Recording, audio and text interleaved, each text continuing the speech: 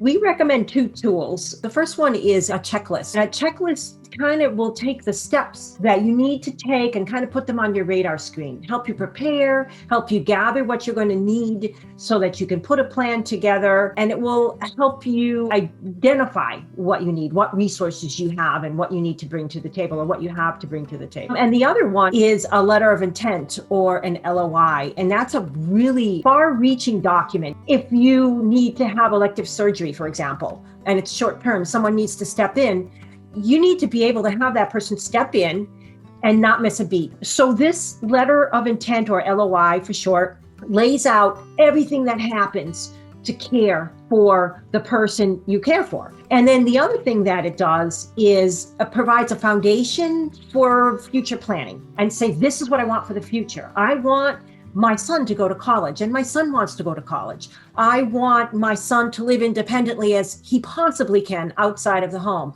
So what that does then is it gives you that foundation to put a plan in place.